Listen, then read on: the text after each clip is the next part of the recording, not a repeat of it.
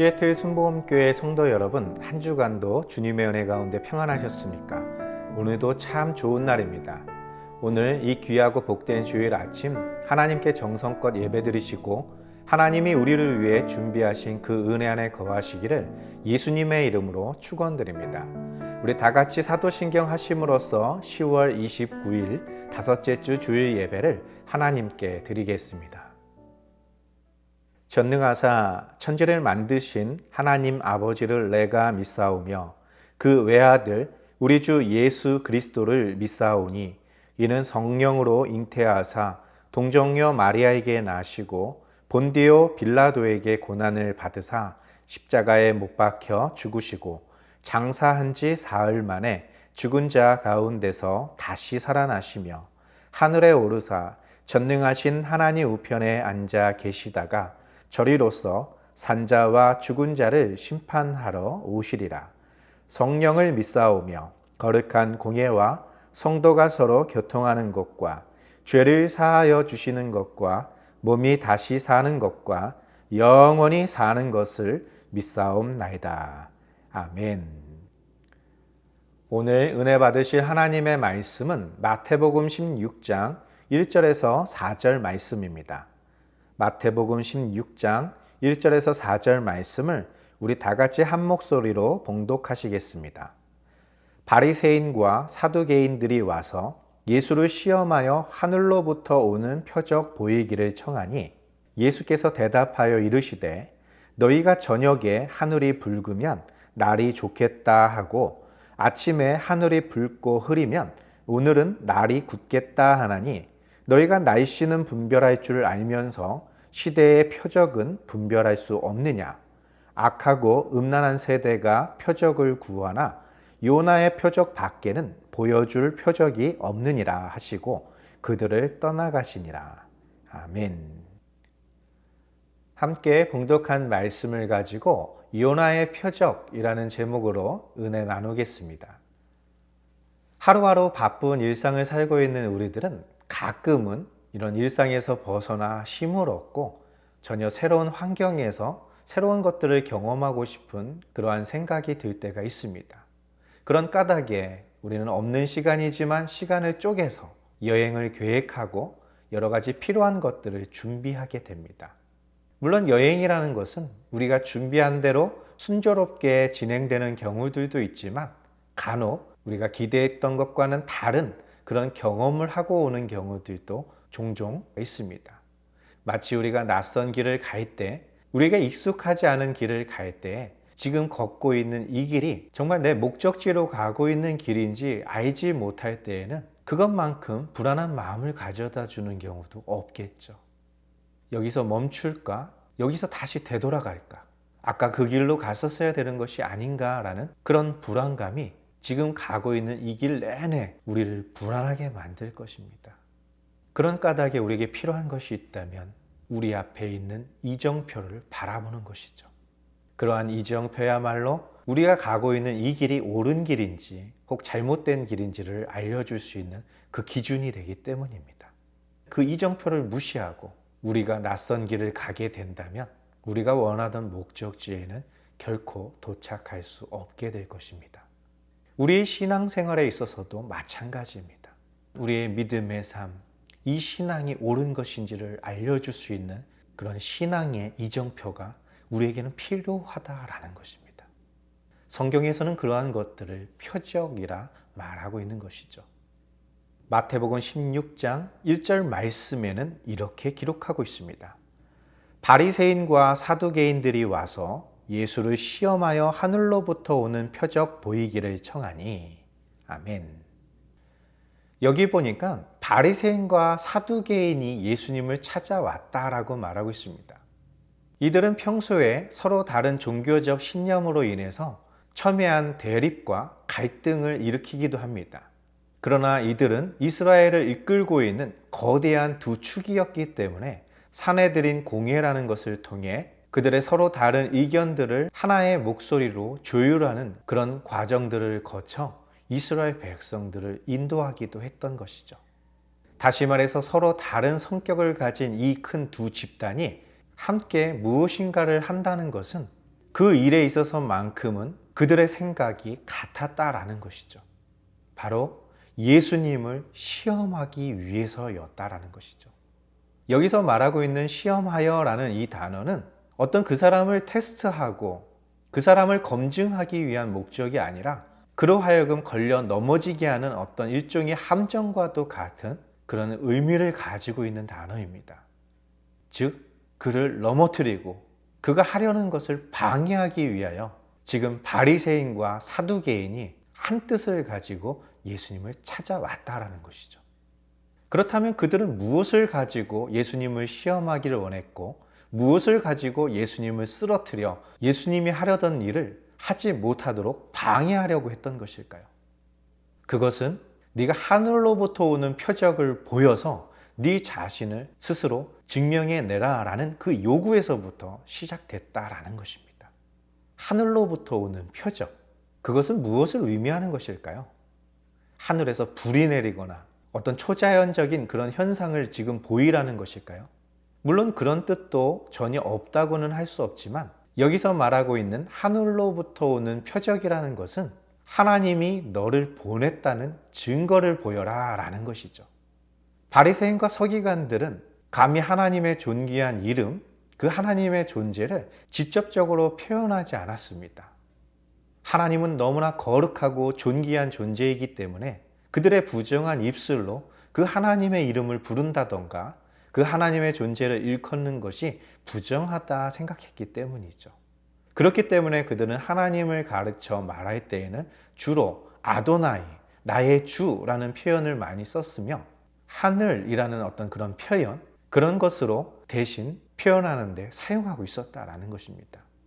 즉 하늘로부터 오는 표적을 보여라 라는 것은 네가 정말 메시아고 그리스도라면 하나님이 너를 보내셨다는 확실한 증거를 우리에게 보여라 라는 것입니다. 그렇다면 그 당시 이스라엘 백성들에게 있어서 하나님께로부터 오는 표적은 무엇이었을까요? 그 대표적인 표적은 하나님이 모세를 통해서 주셨던 율법입니다. 그리고 하나님의 임재의 장소로 그들에게 허락해 주셨던 예루살렘 성전입니다. 안식일 규정도 제대로 지키지 않는 예수님, 율법에 의하면 부정한 자인 그런 세리와 창기와 같은 사람들과 함께 어울려 다니는 예수님, 그 예수님이 하는 모든 일들이 바리새인과 사두개인들의 눈에는 그가 하나님께로부터 보내심을 받은 자라고 믿을 수 없었다라는 것이죠. 그가 성전에서 행한 모든 일들과 그의 가르침은 늘 커다란 소동을 일으키게 되었습니다. 예수님이 올 때마다 성전이 시끄러웠다라는 것이죠. 도대체 네가 왜 메시아인지, 하나님이 약속하신 그리스도인지 확실한 표적을 통해 이 자리에서 너 자신을 증명해 보라고 그들이 예수님을 찾아왔다라는 것입니다. 사실 이와 같은 궁금증은 바리새인과 사두개인들에게만 있었던 것은 아니었습니다. 보라, 세상죄를 짊어지는 하나님의 어린 양을 보라. 나는 물로 너에게 세례를 베풀었으나 성령으로 세례를 베푸실 이 그가 바로 저분이시다 라고 증거했던 세례 요한 역시도 예수님이 그 하나님께서 약속하신 메시아 그리스도인지가 궁금했던 것이죠. 마태복음 11장 2절에서 5절 말씀입니다. 요한이 옥에서 그리스도께서 하신 일을 듣고 제자들을 보내어 예수께 여짜오되 오실 그이가 당신이 오니까 우리가 다른 일을 기다리오리까? 예수께서 대답하여 이르시되 너희가 가서 듣고 보는 것을 요한에게 알리되 맹인이 보며 못 걷는 사람이 걸으며 나병 환자가 깨끗함을 받으며 못 듣는 자가 들으며 죽은 자가 살아나며 가난한 자에게 복음이 전파된다 하라. 아멘. 오병이어의 기적은 물론 수많은 병자들, 귀신 들린 사람들, 나병 환자들, 맹인들, 중풍병자들, 그런 세상에서는 도저히 고칠 수 없는 그런 수많은 병자들을 고치셨습니다. 많은 무리들이 예수님이 가는 곳마다 주님을 따르며 심지어는 죄인 취급 당하고 있었던 그런 세리와 행실이 부정했던 그런 모든 사람들까지 하나님의 뜻대로 살겠다고 예수님께 고백하며 예수님을 따르고 있었습니다.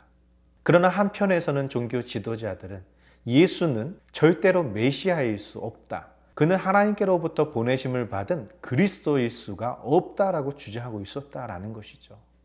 앞에서 말했듯이 예수님이 성전에 오실 때마다 시끄럽지 않았던 날은 없었습니다. 예수님께서 이스라엘의 많은 동네를 다니며 하나님의 나라에 대하여 선포할 때에 다른 것은 다 양보할 수 있지만 안식일을 지키지 않는 그의 모습, 그의 행보를 보며 바리사인과 서기관들은 그는 그리스도가 아니다, 심지어는 그를 죽여야겠다, 없애야 되겠다라고 결정을 내릴 만큼 사실 그 문제는 그리 간단한 것은 아니었다라는 것이죠. 세례 요한조차도 궁금했던 것이죠. 그렇게 세례 요한이 보낸 그 제자들에게 예수님은 말씀하십니다. 너희는 가서 너희가 들었던 이야기는 물론 너희 눈으로 직접 보았던 것을 그에게 가서 알리라 라고 말합니다. 맹인이 눈을 떠서 보게 되고 못 걷던 안징뱅이가 그 자리에서 일어나 걷고 뛰며 하나님을 찬양했으며 사람들 앞에 나는 부정하다 외치며 그의 몸을 드러내서는 안 되는 그런 나병 환자들이 깨끗함을 받고 자유함을 얻게 되었다. 못 듣는 자들이 듣게 되었고 심지어 죽은 자까지도 다시 살아나는 일들이 지금 예수님을 통해서 나타나고 있다라는 것이죠. 가난한 자들, 소외된 자들, 바리새인과 사두개인들이 살펴보지 않는 그런 사람들에게 하나님의 복음이 그들에게 지금 증거되고 있다라고 말하라는 것입니다. 이것은 이사야 선지자가 예언했던 내용입니다. 바로 하나님께서 보내신 그 메시아가 오실 때 이러한 일들이 있을 것이다 라고 예언되어 있었다라는 것입니다. 즉 예수님이 행하시는 모든 일들은 바리새인과 사두개인들이 말하는 것처럼 하나님의 율법을 폐하고 하나님의 말씀에서 떠난 그런 거짓된 그리스도, 거짓된 메시아가 아니라 이사야가 예언했던 수많은 선지자들이 예언했던 하나님께로부터 기름 부음을 받은 그리스도셨다라는 것입니다. 예수님께서는 자신을 시험하여 넘어뜨리려 찾아왔던 그 바리새인과 사두개인들에게 말씀하십니다. 마태복음 16장 2절에서 4절 말씀입니다. 예수께서 대답하여 이르시되 너희가 저녁에 하늘이 붉으면 날이 좋겠다 하고 아침에 하늘이 붉고 흐리면 오늘은 날이 굳겠다 하나니 너희가 날씨는 분별할 줄 알면서 시대의 표적은 분별할 수 없느냐. 악하고 음란한 세대가 표적을 구하나 요나의 표적밖에는 보여줄 표적이 없느니라 하시고 그들을 떠나가시니라. 아멘. 기후와 날씨, 이런 자연적인 현상은 농사를 짓고 어업을 하고 있는 사람들에게 있어서는 굉장히 중요한 표적이 되는 것이죠. 그들의 삶을 결정할 수 있는 아주 중요한 지표가 된다라는 것입니다. 그렇다면 종교 지도자들인 이스라엘을 이끌어가야 될 그 대표적인 바리새인과 사두개인은 무엇을 지표로 삼고 이스라엘 백성들에게 외치며 그들을 이끌어야 되는 것일까요? 도대체 무엇을 근거로 지표로 삼고 그들이 기다리던 메시아, 그리스도를 갈망해야 되는 것일까요? 그것은 바로 그들이 가지고 있는 성경입니다. 타나크. 그들이 가지고 있는 경전, 모세의 율법과 선지자들의 글과 시편에 그리스도에 대하여 기록되어 있는 모든 것들, 그 말씀이 너희가 무엇인가를 판단하고 무엇인가를 결정할 수 있는 기준이라는 것입니다. 예수님께서 자신이 그리스도임을 증명하기 위해서 무엇인가를 보여야 되는 것이 아니라 이미 그들이 가지고 있는 그 말씀, 그 예언되어 있는 그 말씀이 기준이라는 것이죠. 예수님에게 보여라 말하라 그럴 문제가 아니라는 것입니다. 이미 그들이 목숨처럼 소중히 여기고 있는 그곳에 그리스도에 대하여 너희는 이미 알고 있고 지금 그 성경에 기록되어 있는 그리스도에 대한 모든 예언들이 지금 이 시대 가운데 펼쳐지고 있는데 너희는 아직도 그것을 분별하지도 못하고 깨닫지도 못하고 심지어 그 메시아를 시험에 걸려 넘어뜨리려 하고 있다라는 것이죠. 악하고 음란한 세대가 표적을 구한다라고 말합니다. 여기서 악하고 음란하다라는 표현은 범죄가 만연하고 성적으로 타락한 그런 시대를 말하는 것이 아닙니다. 악하다라는 것은 죄가 있는 상태를 말하는 것이죠. 성경에서 말하고 있는 죄라는 것은 하나님의 뜻, 하나님의 말씀에서 벗어나 있는 상태를 말하는 것입니다. 즉 악하다라는 것은 하나님이 원하지 않는 모습, 하나님이 원하지 않는 그 길로 행하고 있고 그곳에 거하고 있는 그 상태를 말하는 것이죠. 음란하다는 건 역시 우상숭배와 같이 하나님이 아닌 그 다른 어떤 존재를 의지하거나 하나님의 말씀보다는 나의 경험, 나의 욕망, 어떤 마귀의 유혹 이런 것들에 더 끌려가는 그러한 삶을 살고 있는 사람들을 말할 때 음란하다라고 말합니다. 예레미야 선지자의 표현에 의한다면 너희가 생수의 근원이신 하나님을 버리고 저축하지도 못할 터진 웅덩이를 스스로 팠다라는 표현을 쓰실 정도였다라는 것이죠. 부질없을 뿐만 아니라 멸망으로 인도하는 그러한 길로 행하고 있다라는 것이죠. 그런 자들은 하나님의 말씀 안에 거하지 아니하고 하나님의 뜻 안에 행하지 않기 때문에 이미 성경에 메시아에 대하여 그리스도에 대하여 예언되어 있음에도 불구하고 그들은 그 메시아를 보고도 깨닫지 못하고 인정할 수도 없는 것입니다. 그러니 그들은 날마다 표적이 필요하고 네가 그리스도인 것을 증명하라고 요구할 수밖에 없는 것이겠죠. 고침받은 문둥병자들도 나면서부터 장님이었던 자들이 눈을 떴을 때 그들의 입술을 통하여 창세 이후로 이러한 일이 없다. 그가 하나님께서 보내신 자가 아니라면 어찌 능히 이러한 일을 행할 수 있느냐 외쳤던 그들만큼도 깨닫지 못하고 또 다른 표적이 필요했다라는 것이죠. 사실 그들은 예수님이 정말 메시아인지 그리스도인지 그것을 정말 알고 싶어서 표적을 구한 것이 아닙니다. 그들은 처음부터 예수님이 걸려 넘어질 만한 그런 건수를 찾고 싶어서 끊임없이 예수님에게 도전해 왔다라는 것이죠. 예수님을 제거하기 위한 목적, 예수님을 죽이려는 목적, 그 외에는 어떤 이유도 없었다라는 것입니다. 그러니 그들이 하나님의 뜻에서 얼마나 벗어나 있습니까? 그러니 그들이 악한 자가 아닙니까?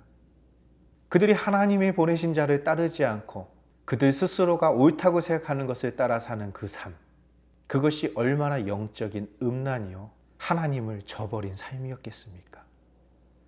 그렇게 너희가 표적을 원한다면 내가 보여줄 수 있는 것이라고는 요나의 표적밖에 없다 말씀하시며 예수님은 그들에게서 떠나가셨죠. 요나의 표적이라는 것은 무엇일까요? 그것을 알기 위해서는 하나님께서 먼저 요나에게 무엇을 요구하셨는지 알아야 할 것입니다. 요나서 1장 2절 말씀입니다. 너는 일어나 저 큰 성읍 니느웨로 가서 그것을 향하여 외치라.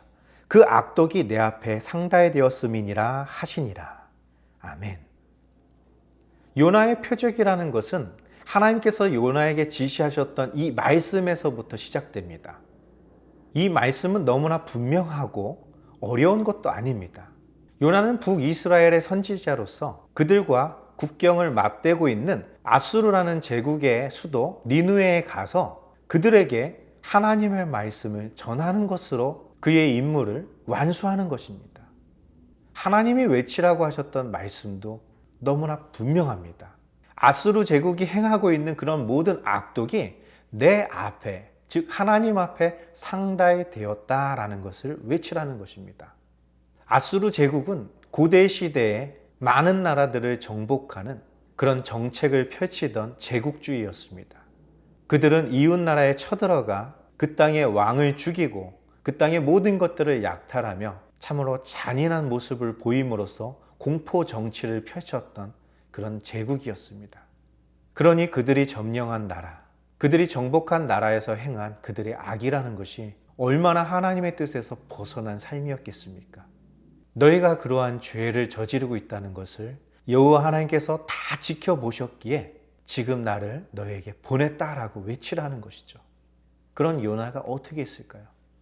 북이스라엘에서부터 아수르 제국 수도인 니느웨까지는 그렇게 먼 여행길은 아닙니다.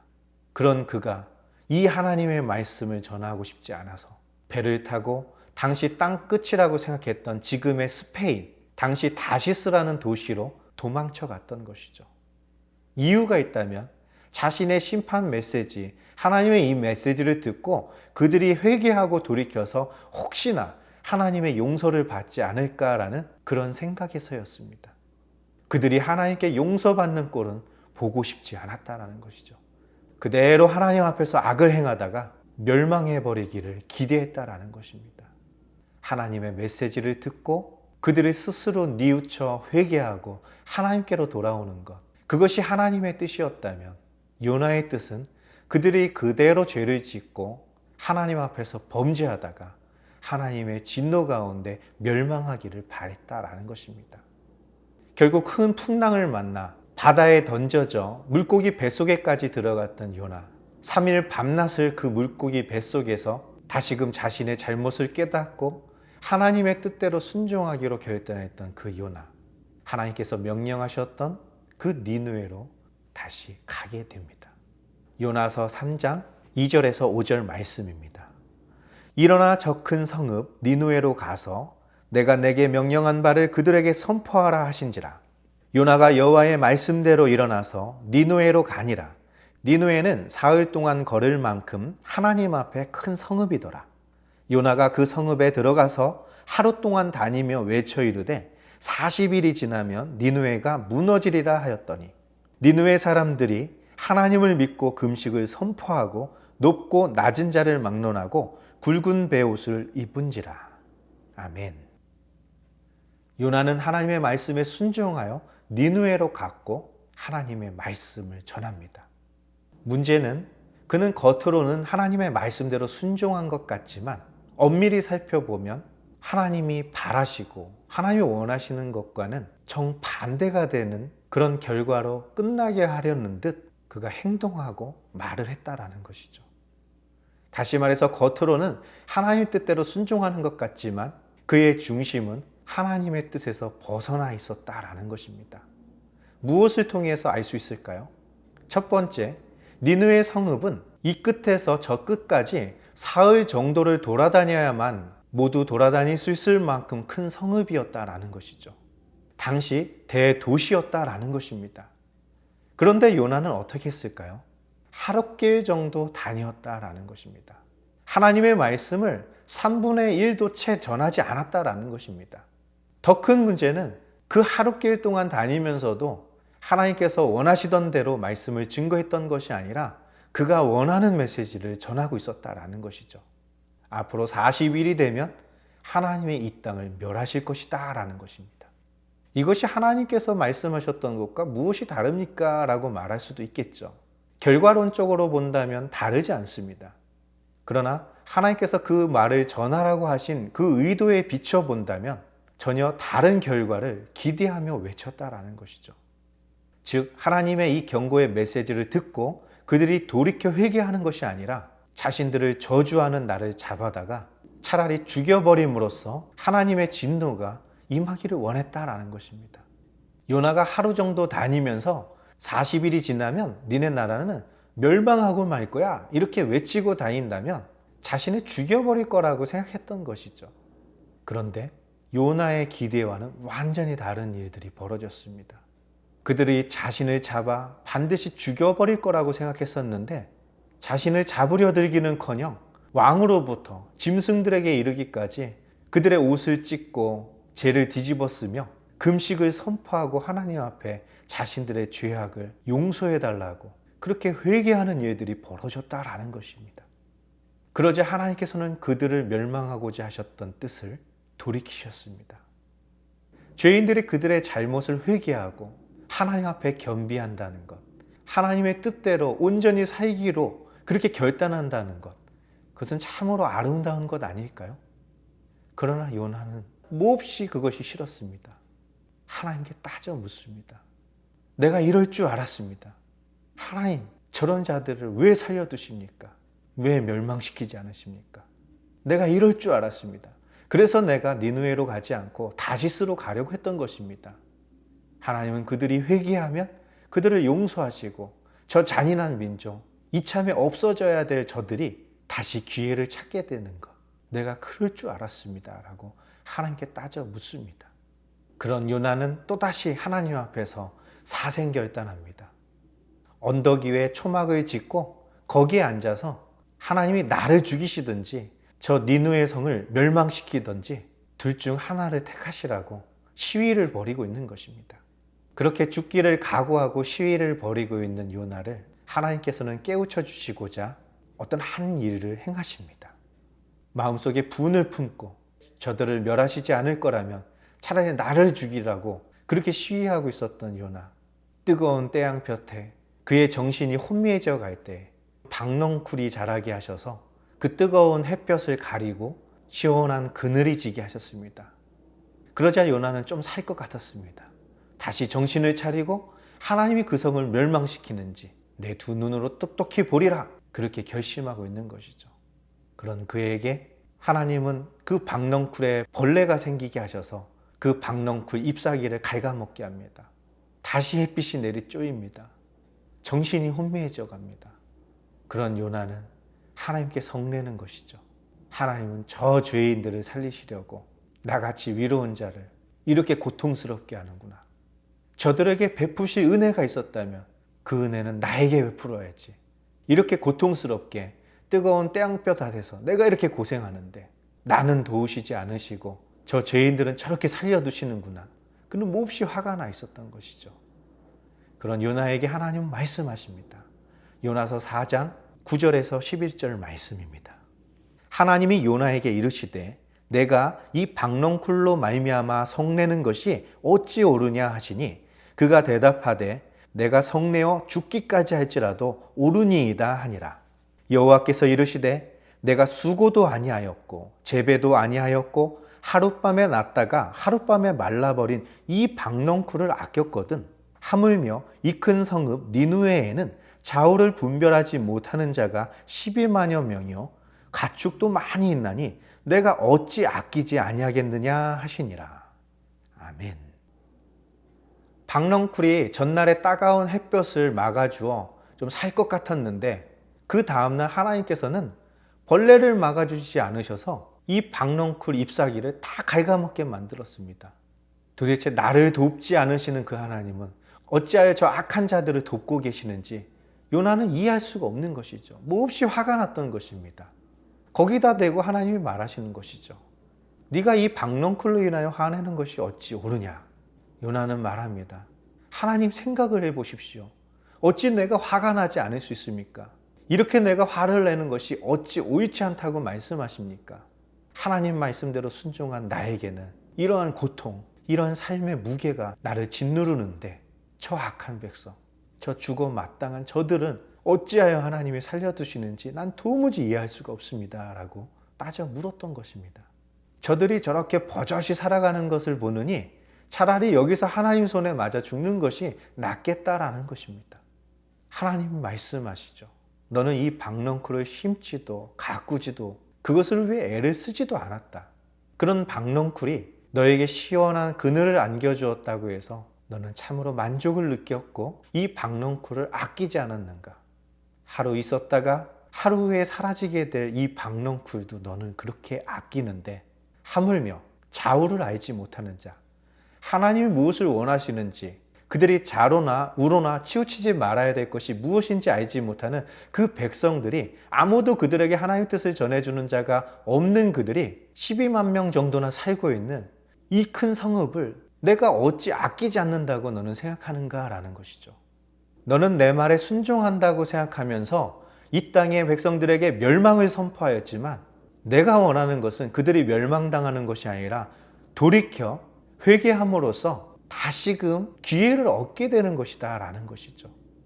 우리 겉으로 보여지는 것이 하나님의 뜻대로 산다고 해서 그들이 하나님께로부터 보내심을 받은 사람이라고 할 수 없다라는 것이죠. 만약 그런 것으로 기준을 삼는다면 지금 요나는 하나님 뜻대로 행하는 하나님께로부터 보내심을 받은 자일 것입니다. 그리고 예수님을 넘어뜨리려고 했던 바리새인과 서기관들 역시 하나님 뜻대로 행하는 하나님께로부터 보내심을 받은 종교 지도자들일 것입니다. 그러나 예수님의 말씀, 너희들에게 보여줄 것이라고는 요나의 표적밖에 없다라는 것이죠. 너희들은 일주일에 2번씩 금식하며 구제하고 11조를 드리며 너희들은 하나님의 뜻대로 살고 있다라고 믿고 있다라는 것이죠. 너희들이 하는 모든 것들은 하나님이 원하시는 것이다 라고 말하고 있다는 것입니다. 그러나 실상은 너희들의 기도에서도 알 수 있듯이 나는 저런 죄인들과 창기들과 같지 않아서 너무나 감사합니다 말하며 그들을 정죄하고 마치 니느웨 백성들이 빨리 망했으면 하는 그런 기대를 가진 요나와 같이 하나님이 그들을 벌하시고 그들을 이스라엘 백성들 중에서 끊어주시기를 너희는 바라고 있다라는 것이죠.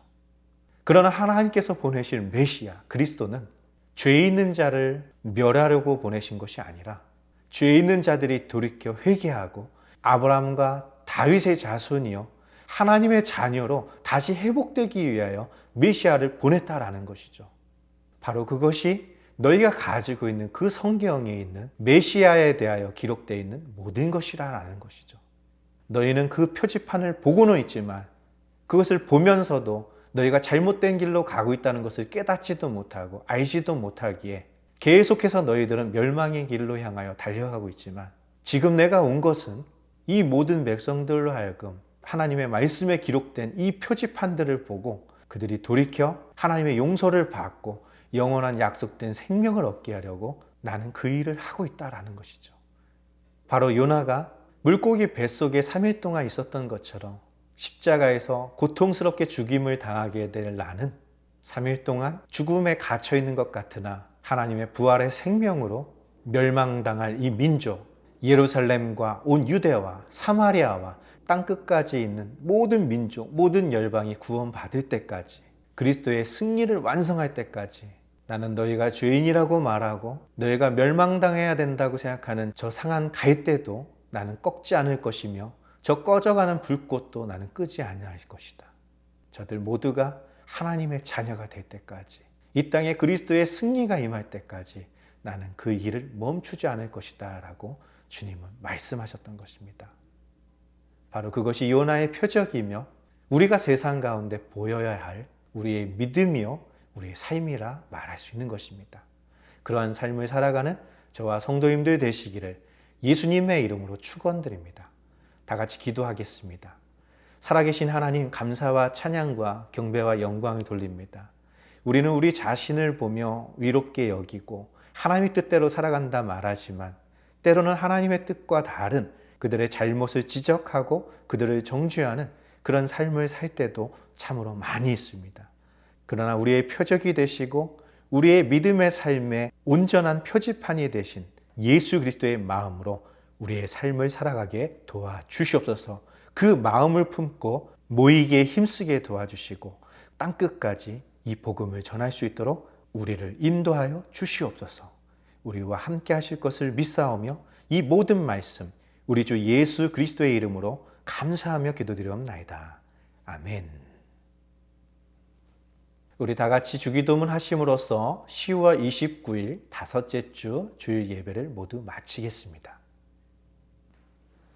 하늘에 계신 우리 아버지여, 이름이 거룩히 여김을 받으시오며 나라가 임하시오며 뜻이 하늘에서 이루어진 것 같이 땅에서도 이루어지리이다. 오늘 우리에게 일용할 양식을 주시옵고 우리가 우리에게 죄 지은 자를 사하여 준 것 같이 우리 죄를 사하여 주시옵고 우리를 시험에 들게 하지 마시옵고 다만 악에서 구하시옵소서. 나라와 권세와 영광이 아버지께 영원히 있사옵나이다. 아멘. 낯선 길을 가게 될 때 우리 앞에 표지판이 나타나면 그것을 통해서 우리가 바른 길로 가고 있는지 아니면 잘못된 길로 지금 들어섰는지에 대하여 깨닫게 될 것입니다. 바로 우리가 가지고 있는 이 성경, 그 성경이 증거하고 있는 길이요 진리요 생명 되신 예수님이야말로 지금 우리가 걷고 있는 이 믿음의 길이 온전한 것인지 아니면 하나님의 뜻에서 벗어난 것인지를 알 수 있는 가장 확실한 표적이요 표지판이 될 것입니다. 우리가 날마다 하나님의 말씀을 묵상하고 예수 그리스도의 이름으로 하나님 아버지께 날마다 기도할 때 거룩하신 하나님의 영 성령님이 우리를 인도해 주시고 우리를 온전케 하실 것입니다. 그런 우리는 하나님 안에서 참된 복된 삶을 살게 될 것이며 또 아직 그 하나님을 알지 못하는 많은 사람들에게 그 하나님의 복을 증거해 줄 수 있는 복의 통로가 될 것입니다. 그러한 삶을 살아가는 하나님의 귀한 자녀가 되시기를 예수님의 이름으로 축원드립니다. 우리 또 한 주간 그 하나님의 은혜 안에서 승리하셨다가 다음 주 우리 함께 모여 하나님을 예배하겠습니다. 할렐루야!